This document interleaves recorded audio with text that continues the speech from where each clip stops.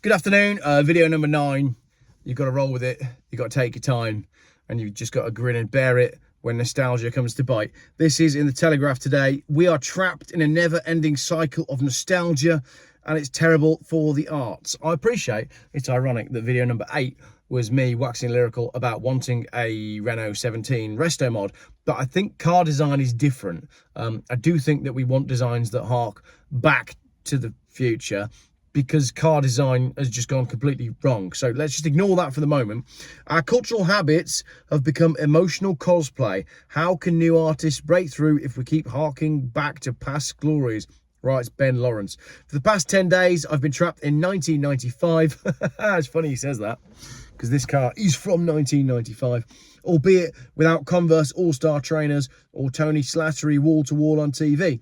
The Oasis reunion has not only dominated the headlines, but created a constant earworm too. On Sunday night, I was woken up by a drunk singing Wonderwall.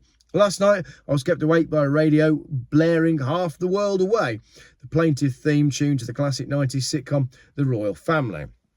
The fuss around Oasis is part of a wider problem. We are trapped in a never-ending cycle of nostalgia, and it's damaging our cultural life. Oasis Mania isn't like Beatlemania, about which Ben wrote last week. It isn't capturing the zeitgeist that offers brave new possibilities. It's merely a way of harking back to past glories, apothesizing stuff that's been around for 30-odd years.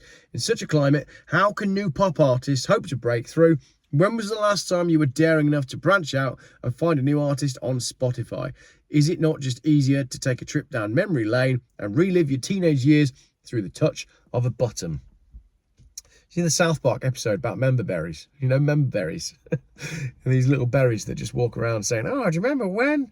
And then talking about nostalgia. South Park were way ahead. This is exactly what that was saying. Streaming may be a technical innovation, but it's the enemy of creativity. Every online streamer, from Netflix to Disney Plus, allows us to wallow consistently in nostalgia. Our favourite shows are now constantly at our fingertips, and the past is always present. The market effect is that those working in the creative industries are less likely to take risks.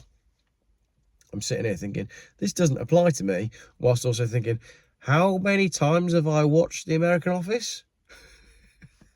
So many times. And I'll continue to watch it. In theatre, for instance, one of the most financially perilous branches of the arts, there has been a need to stage the familiar. Hence, we have Starlight Express and the History Boys going great guns in London and beyond. For new writers, and in particular new writers writing about unfamiliar topics, these are challenging times. Star names such as James Graham could get commissioned at the drop of a hat, but his shoulders are only so broad. How will his successors get a chance in such a risk-averse ecology? The tendency will be to create work which feels like a throwback, which is certainly what's happened with this year's Edinburgh Comedy Award winner Frankie Monroe, who has shades of the early 2000s quartet, The League of Gentlemen. It's a very good point.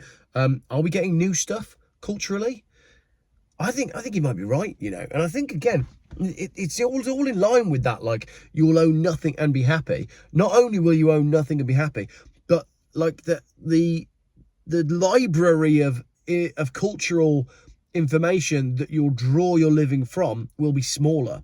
So we're going to have less culturally developed people because they will have had access to less. And that's what we're starting to see with intolerance to different viewpoints as well. All these people that are coming up through and saying, oh, you know, you must accept all of these gender ideologies. They are coming through thinking that they are big thinking people, but it's actually the total opposite. Oddly, with classical music and opera, the situation doesn't feel as calamitous. These art forms, after all, have tended to dwell in the past, and their practitioners have become skilled in finding new ways to say old things.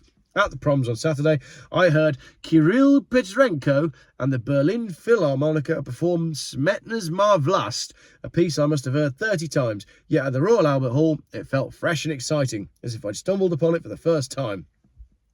I don't know what any of that means, because I grew up in Birmingham. We must, of course, maintain a flow of new commissions for these art forms to survive, but it isn't nostalgia driving the appeal of the past. It's the realisation that our cultural history is endlessly surprising and can always be bent to our will.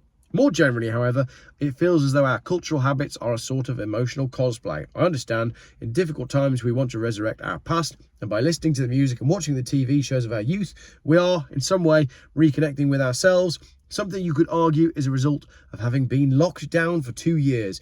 Yet this warm and fuzzy approach to culture has terrible financial implications.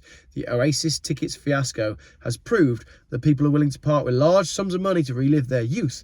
They're effectively saying what's in the past is preferable, and that's nothing short of a tragedy. Good article, that, actually.